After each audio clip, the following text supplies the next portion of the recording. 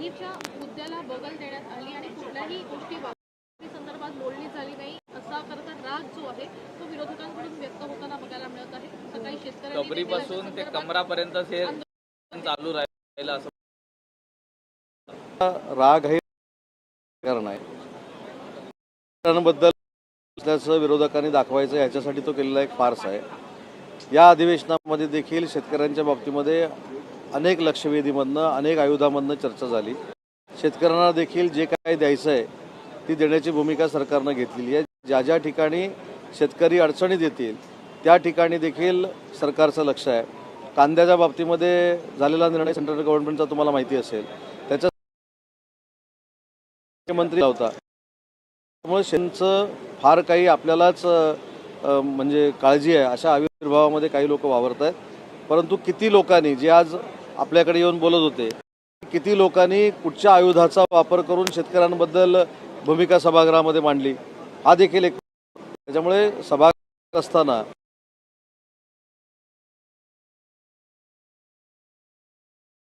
कुठेतरी माध्यमातून शेतकऱ्यांच्या विषयांवर त्याला आदरणीय मुख्यमंत्री मोदी उपमुख्यमंत्री आहेत, त्याच्यामुळे शेतकऱ्यांच्या भल्यासाठीच हे सरकार आहे आणि बळीराजाच्या जीवावर आहोत हे सरकारला माहिती आहे। शेतकऱ्यांवर कधीही अन्याय होणार नाही आमची भूमिका आहे। कबरीपासून म्हणजे ज्या पद्धतीचे विषय म्हणजे वाघ्या कुत्र्यापर्यंतचे विषय आले, म्हणजे 400 वर्षापूर्वीचा इतिहास हा गेल्या मध्ये अधिवेशनाशी गाजला आणि त्याच्यामुळे अनेक मुद्दे प्रलंबित राहायचा त्यांचा आरोप। विरोधी पक्ष नेत्याचं पद कदाचित प्रलंबित राहिलं म्हणून कदाचित हा जळखवाड, परंतु मी काल देखील सांगितलं की आमदार आहेत आमच्या विधानसभेचे, त्या भास्कर जाधव साहेबांच्या ते कुठेही रागावू नयेत, त्यांना कुठेही राग येऊ नये म्हणून उभाठा शिवसेना पत्र देऊन ठेवलं। कायदा काय आहे, काय निर्णय घ्यायचा हे शेवटी विधान ठरवत असतात आणि म्हणून ज्यांच्याकडे मुद्दे उरलेले नाहीत ते महायुतीच्या केलेल्या कामांवर टीका टिप्पणी करत असतात। एक बरोबर आहे की कबरीचा विषय निघाला, आज संभाजी महाराजांनी भूमिका घेतलेल्या आहेत, परंतु एक भूमिका स्पष्ट आहे ना, ही सभागृहातलीच भूमिका नाही, ही बाहेरची देखील भूमिका की छत्रपती संभाजी महाराजांवर टीका करून औरंगजेबाचं कोण जर उदात्त असेल तर कोणच सहन करणार नाही। आणि दुसरी शिवसेना म्हणून आमची भूमिका कायमस्वरूपी अशी राहिलेली आहे आणि वंदनीय बाळासाहेबांची देखील राहिलेली आहे की जो आपल्या देशावर प्रेम करतो, देशप्रेमी आहे, त्याच्याबद्दल ॲलर्जी असण्याचा काही प्रश्नच नाही, पण आपल्या देशात राहून गुणगाण घालतात किंवा पाकिस्तान जिंकला देतात त्यांचा आमचा लढा आहे। आणि म्हणून अधिवेशनामध्ये युवकांपासून महिला भगिनींपासून अनेक ठिकाणी काही जे अन्याय झाले त्याच्यापासून शेतकरी सगळ्या विषयाची चर्चा झाली। हे अधिवेशन 4 होतं, त्याच्यामुळं काही जे काही मांडले गेले नक्कीच ते आणि म्हणूनच ते मांडले गेले। कोकणामध्ये मोठ्या प्रमाणात मुस्लिम समाज आहे, तुमचा मतदारही मोठ्या प्रमाणात आहे। पहिल्यांदा असं घडलं कोकण किनारपट्टीवर हिंदू मुस्लिम असा धार्मिक वाद वळवण्यामध्ये काही नेते आघाडीवर होते।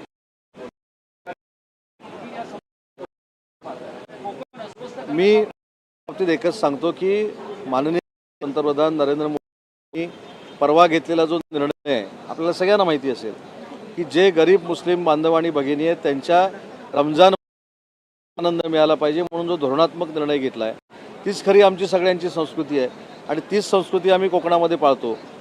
असं वाटतं की दोन्ही बाजूनं तेढ निर्माण होणार नाही अशा पद्धतीची भूमिका घेतली गेली पाहिजे।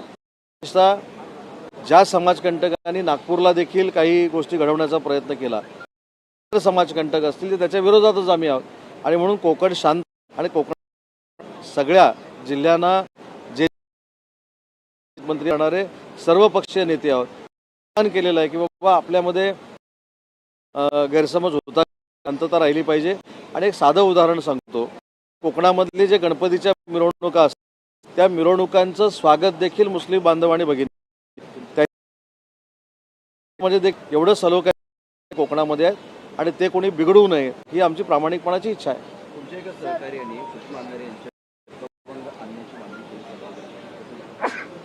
खरं तर बाहेर निवडून दिलेल्या सभासदांवर वाटेल त्या भाषेमध्ये चर्चा करणं हे योग्य नाही आणि म्हणून कदाचित त्यांनी हक्कभंग प्रस्ताव आणला असेल।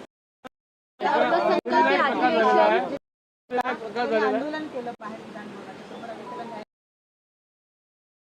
मागं असं झाडावर जाता आणि केंद्रीय मंत्री मागणी केली तुम्ही काय सांगा? असं वाटतं पूर्ण जे सरकार आहे सर्वसामान्यांचंच हे सरकार आहे, त्याच्यामुळे 10 मागण्या केलेल्या आहेत. त्याच्यावर आम्ही नक्की लक्ष देऊ आणि त्याच्यातनं ज्या काही योग्य आणि पूर्ण होणाऱ्या मागण्या आहेत ते पूर्ण करू. तर डिमांडचा एक कामगार बोललेला आहे का मराठी नाही आली तर काय झालं? प्रवेशाबद्दल सामना करावा लागतो सामान्यांना आणि याच्याकडे सत्ताधाऱ्यांचं तितकं लक्ष नाहीये असं दिसतंय. मग ते पत्रकार असो, पोलीस असो, अधिकारी असो, निवृत्त अधिकारी असो, पेन्शनसाठी येणारे लोक असो, कोणालाही तिथे अगदी सहजरित्या प्रवेश मिळत नाही. एजंटांनी मंत्रालय भरलेलं असतं असं म्हटलं जातं. काय नेमके सत्ताधाऱ्यांची भूमिका आहे या बाबतीमध्ये? खरोखरच अशा जर अडचणी निर्माण होत असतील आणि पत्रकारांच्या बाबतीमध्ये, वयस्कांच्या बाबतीमध्ये, निवृत्त वेतनाची प्रपोजल जी मंत्रालयामध्ये आहे त्याच्या बाबतीमध्ये असेल किंवा कर्मचाऱ्यांच्या बाबतीमध्ये असेल तर नक्की त्याच्यामध्ये शासन म्हणून आम्ही लक्ष घालू. माननीय मुख्यमंत्री महोदयांशी देखील चर्चा करू. परंतु येणाऱ्या जनतेला, कर्मचाऱ्यांना, वयस्कांना अशा पद्धतीची भूमिका घेऊ. अंधेरीच्या डिमांडमध्ये एक कर्मचारी त्यांनी थेट म्हटलेले मराठी मला नाही. हे प्रकार आता वारंवार कदाचित प्रसिद्धीसाठी काही लोक करायला लागलेली आहेत. अधिवेशन संपल्यानंतर 15 दिवसाच्या आत मी महाराष्ट्रातल्या सगळे जिल्हाधिकारी, सगळे पोलीस अधीक्षक आणि पोलीस डिपार्टमेंट यांची मुख्यमंत्र्यांच्या परवानगीनं एक बैठक घेणार आहे आणि या बैठकीमध्ये अशा पद्धतीचे ज्या ठिकाणी मुद्दाम प्रकार घडवले जात आहेत त्यांच्यावर कडक कारवाई केली पाहिजे. ही भूमिका मराठी भाषेच्या विभागाकडनं आमच्याकडनं घेतली जाणार आहे. आपल्या महाराष्ट्रामध्ये अनेक भाषांचं आपण स्वागत केलेलं आहे. अनेक भाषेचा आपण आदर करतो, येणाऱ्या माणसाचा आदर करतो. परंतु याचा अर्थ बाहेरून येऊन मराठीच्या अस्तित्वाचा प्रश्न निर्माण करणं किंवा मराठी भाषेचा अपमान करणं हे सहन केलं जाणार नाही. त्यांच्यावर पोलीस कारवाई केलीच जाईल. सर अर्थसंकल्पाचे अधिवेशन इथच्या आठवड्यात आता शेवटच्या दिवशी की नेमकं जनतेला काय मिळालं हेच आम्हाला माहिती. कारण ते अर्थसंकल्प अधिवेशन जनतेसाठी होणं अपेक्षित होतं. मात्र विविध मुद्दे घेतले गेले. कुणाल कामरा असेल, औरंगजेबाची खबर असेल, हे मुद्दे या अधिवेशनामध्ये घेतले गेले. थम्पिंग मेजॉरिटीनं महायुतीचं सरकार आल्यानंतर अधिवेशन अर्थसंकल्पाचं हे पहिलं आहे. अर्थसंकल्पातनं काय काय मिळालं हे बजेट बुकमध्ये आपल्याला बघायला मिळतं, भाषणाच्या पुस्तकामध्ये आपल्याला बघायला मिळतं.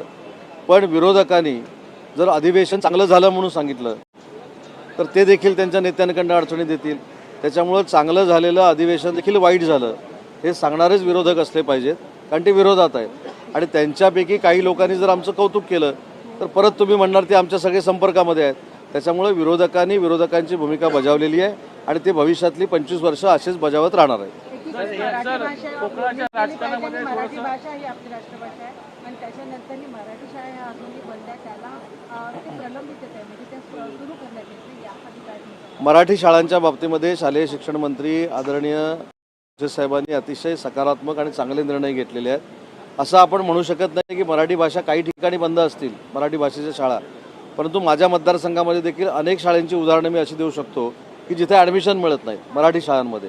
त्याच्या ठिकाणी हा जो प्रकार घडलेला आहे तो कसा रेक्टिफाय करायचा याच्यावर सोल्युशन स्वतः दादा भुसेसाहेब काढत आहेत. कोकणातही काही बदलत आहे. स्नेहल जगताप आहेत, त्यांनी आता अजितदादांची कास धरलेली आहे. अजितदादा गटात गेलेले आहेत, कसं बघताय? हे त्यांचं महायुतीमध्ये स्वागत केलं ना आपण. शेवटी महायुतीमध्ये येणाऱ्या प्रत्येक पदाधिकाऱ्याचं, कार्यकर्त्याचं आम्ही स्वागत करणार आहोत. आमची महायुती कोकणामध्ये मजबूत झालेली आहे. परंतु त्यामुळे जे आमदार आहेत गोगावले यांचं डोकेदुखी वाढेल किंवा त्यांना डोकेदुखी वाढेल कसं? पण जगताप यांच्या येण्यामुळे प्रत्यक्षरित्या भरत गोगावले यांनाच तो एक कट्टर विरोधक. एक लक्षात घ्या, पक्षामध्ये कोणाच्याही येण्यामुळं समोरच्याचं कर्तृत्व कमी होतं याच्यावर बोलणारा मी नाही. मी तर अनेकांना सांगतो पक्षामध्ये या, मला कधी त्याची काळजी वाटली नाही. आणि भरत शेठ गोगावलेंचा देखील स्वभाव तोच आहे. त्याच्यामुळे भरत शेठचं कर्तृत्व आणि संपर्क हा आमच्या दृष्टीनं महत्त्वाचा आहे. आणि त्या ज्या जगताप मॅडम आलेल्या आहेत त्या महायुतीमध्ये आल्या आहेत. त्याच्यामुळे त्यांना भरत शेठ गोगावलेंना चेक देण्याचा किंवा त्यांच्याबरोबर संघर्ष करण्याचा काही संबंध येत नाही. आम्ही सगळ्यांनी एकत्र काम केलं पाहिजे. नाही आणि एक फक्त. जाधव नाराज आहेत, त्यांना विरोधी पक्षनेतेपद मिळालं नाही. ऑपरेशन टायगर राजन साळवीनं आणलं, यांचाही नंबर होता पण तो थोडक्यात चुकला. असं वाटतंय का पुन्हा ऑपरेशन टायगर सुरू होणार? मला असं वाटतं की शिंदे साहेबांच्या नेतृत्वाखाली आम्ही जे सगळे काम करतोय, टायगर ऑपरेशन टायगर हे मला असं वाटतं की आपल्या सगळ्या आमच्या सहकार्याने दिलेलं नाव आहे. पण साहेबांवरचा विश्वास, केलेलं 2.5 वर्षामधलं काम, त्यांनी जनसामान्यांसाठी घेतलेली मेहनत, याच्यामुळंच उशिरा का होईना काही लोकांना शिंदे साहेबांबद्दलची आपुलकी ही वाढायला लागलेली आहे. त्याच्यामुळं कुठचंही मिशन न राबवता शिंदे साहेबांकडे येणाऱ्या लोकांचा, शिवसेनेमध्ये येणाऱ्या लोकांचा कल हा फार मोठ्या पद्धतीनं आहे. दररोज पक्षप्रवेश होत आहेत, दररोज. आजच सांगतो, आज विचारलं, आज 5:30 वाजता सांगलीची पूर्ण उबाटाची शिवसेना कार्यकारिणी आज एकनाथ शिंदे साहेबांचं नेतृत्व स्वीकारते. त्याच्यामुळे दररोज शिवसेनेमध्ये पक्षप्रवेश होत आहेत आणि हा माननीय एकनाथ शिंदे साहेबांवर असलेला विश्वास आहे. जाधव साहेबांच्या बाबतीमध्ये जर सांगायचं झालं तर जाधव साहेबांना ज्या पद्धतीनं मी ओळखतो गेल्या 25 वर्षाच्या राजकारणामध्ये, ते एक अनुभवी ज्येष्ठ अभ्यासू नेते आहेत. परंतु ते रागावू नयेत यासाठी उद्धव बाळासाहेब ठाकरे पक्षाकडनं त्यांना हे पत्र दिलं गेलं. पुढं काय होणार आहे हा अधिकार जरी विधानसभेच्या अध्यक्षांना असला तरी संख्या बघता विरोधी पक्षनेता होऊ शकतो की होऊ शकत नाही हे माझ्यापेक्षा तुम्ही चांगलं जाणता. आणि म्हणून अधिवेशनामध्ये भास्कर जाधव साहेबांच्या भावना होऊ नये म्हणून उद्धव ठाकरे शिवसेनेकडनं घेतलेली ती प्रिकॉशन होती. सर हिंदी में जानना चाहेंगे जिस सल्यान के मामला में और ये मांग किया गया कि आदित्य ठाकरे का इस्तीफा देना चाहिए मुद्दे पर संजय गायकवाड़ ने उठाया. इस मामले में मैंने परसों भी बोला, कल भी बोला कि दिशा सालियन के पिताजी ने पिटीशन दाखिल की है. उनके पास जो कुछ एविडेंस है वो उन्होंने हाईकोर्ट में जमा करने चाहिए. बाद में हाईकोर्ट का जो डिसीजन होगा उसी तरह से सरकार काम करेगी. ठीक है सर. संभाजी राजे छत्रपति ने ये सीएम को लेटर लिखा है कि जो कुत्ते का स्मारक है उसे हटा देना चाहिए रायगढ़ किले पर. ये तो मैंने सुबह भी बोला कि ये जो इतिहासकार है उनको पूछना चाहिए. और मेरे ख्याल से और मेरे को जो याद है छत्रपति संभाजी राजे ही रायगढ़ प्राधिकरण के अध्यक्ष है. तो वो और हमारे राज्य के मुख्यमंत्री इकट्ठा बैठ के इसके ऊपर सॉल्यूशन निकालेंगे. उनकी जो मांग है उन्होंने सीएम साहब के पास रखी है, उसका निकाल माननीय मुख्यमंत्री देवेंद्र जी लेंगे. ऐसे भारतीय महापुरुष कहें या महानुभाव हमारे कहें, चाहे छत्रपति शिवाजी महाराज हो, संभाजी महाराज हो, राणा सांगा हो, जिनको लगातार उनको लेकर इस तरह के बयान आ रहे हैं जो शायद उनकी गरिमा के लायक नहीं है. राष्ट्रीय स्तर पर इस तरह के कई अलग अलग लोगों ने अलग अलग बयान दिए. ये खास समझा गया तरीका है, आप उसको ट्रेंड मानते? नहीं, ये जो स्टंट है ये सिर्फ पब्लिसिटी के लिए हो रहा है. लेकिन छत्रपति शिवाजी महाराज हो, छत्रपति संभाजी महाराज हमारे राष्ट्रीय संत हो, उनके बारे में बदनामकारक ऊपर पुलिस केस ही दर्ज होना चाहिए.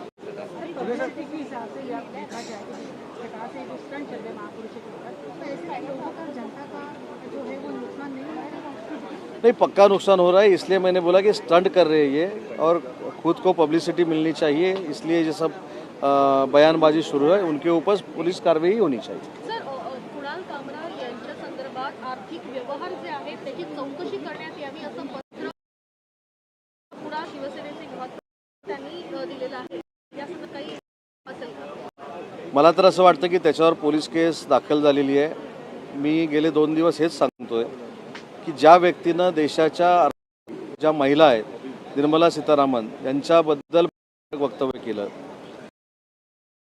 पंतप्रधान माननीय शिवसेनेचे मुख्य नेते एकनाथ बद्दल केलं, बद्दल केलं, उद्योजक मुकेश अंबानी आनंद महिंद्रा यांच्याबद्दल केलं, ज्या व्यक्तीला काही विमान कंपन्यांनी विमानात बसायला बॅन केलं, अशा माणसाची पात्रता, लायकी हा शब्द मी वापरत नाही, अवकात हा पण शब्द मी वापरत नाही, पात्रता काय आहे हे आम्हाला सगळ्यांना माहिती आहे. आणि म्हणून मी काल देखील सांगितलं की त्याला जर असं वाटत असेल की मगाशी आता आणि आपण जो प्रश्न विचारला की प्रसिद्धीचा झोता देण्यासाठी हे सगळं चाललेलं आहे आणि त्याचं समर्थन काही लोक करत आहेत, तो तर विकृत आहेच, पण त्याचं समर्थन करणारे जास्त विकृत आहे. त्याच्या आर्थिक व्यवहाराची चौकशी व्हायला हवी. नाही, नक्कीच व्हायला पाहिजे. तो कशाच्या जीवावर एवढं दादागिरी करून बोलतो असं विकृती असल्यासारखं बोलतो हे तपासणं गरजेचं आहे. आणि कुणाल सर मळकर जे शिवसेनेचे विभाग प्रमुख आहेत त्यांनी जे पत्र दिलेलं आहे त्याची शहानिशा नक्की पोलीस करतील. काल दिशा सालियांचे वडील आयुक्तांकडे गेले आणि भेटले. त्यांनी म्हटले की उद्धव ठाकरे यांना सुद्धा आरोपी ठरवलं पाहिजे आणि आदित्य ठाकरे हे ड्रग्समध्ये पण सहभागी आहे. मला असं वाटतं की कोर्टामध्ये एखादं पिटिशन दाखल झाल्यानंतर ज्या व्यक्तीनं ते पिटिशन दाखल केलेलं आहे त्यांच्याकडे असलेले सगळे सबळ पुरावे हे त्यांनी कोर्टामध्ये दाखल केले पाहिजेत. मी मगाशी देखील सांगितलं की या सगळ्या सबळ पुराव्याच्या नंतर कोर्ट त्याच्यावर निर्णय घेईल आणि कोर्ट जो निर्णय घेईल त्या पद्धतीनं सरकार काम करेल. काहीतरी महत्त्वाचं होतं की मागून वीस सरकार को लेकर एक रिपोर्ट दी गई थी इसमें ने कहा था कि ये देश गतिविधियाँ यहाँ से हो सकती हैं जैसे 93 और 2008 में आतंकी जो है संबंधन के रास्ते आए थे, ऐसे में सरकार को तोड़ा जाना चाहिए. सरकार ने फैसला लिया है. नहीं, इसमें अगर इनपुट्स ऐसे हो तो क्या कार्रवाई करनी चाहिए ये सरकार की जिम्मेदारी है. दूसरी मैंने ऐसी है कि है और देश के ऊपर जिनका है देश के साथ वो चलते हैं, पाकिस्तान की बयानबाजी नहीं करते, उनके साथ हम है ना. लेकिन जो पाकिस्तान की करते हैं, पाकिस्तान को सपोर्ट करते हैं, रह के पाकिस्तान का गुणगान गाते हैं, उनके अपोजिशन. अगर वहाँ से ऐसा कुछ हो रहा है तो जो गवर्नमेंट है वो उनकी जिम्मेदारी है, उनकी जिम्मेदारी. क्या इस तरह की लीगल जो दरखास्त स्ट्रक्चर्स होते हैं इससे फ्री है या आपको लगता है कुछ एनक्रोचमेंट है? नहीं, हमारे यहाँ तो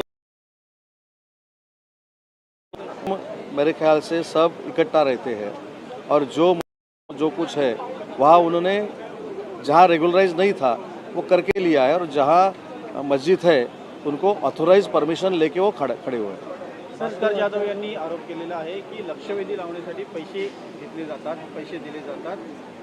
नियमानुसार 3 लक्षवेधी लावले जातात, मात्र सातत्याने 35, 21, 20 लक्षवेधी लावले जातात. यावर राज्याचे उपमुख्यमंत्री अजितदादांनी विधानसभेमधला हा विषय असल्यामुळे विधानसभेमध्येच त्याला उत्तर दिलेलं आहे आणि ते उत्तर सन्माननीय भास्कर जाधव साहेबांनी ऐकलेलं आहे. सर, महाभ्रष्टाचार में G20 में किए गए STP का काम में काफ़ी घोटाला हुआ है जिसकी जांच SIT और ये सब कमेटियाँ नहीं कर रही, ऐसा आरोप लगा है. नहीं, अगर उधर कुछ अनियमितता हुई है और उसका अगर लेटर हमको मिल जाता तो उसकी जो चौकसी हम भी लगा सकते हैं.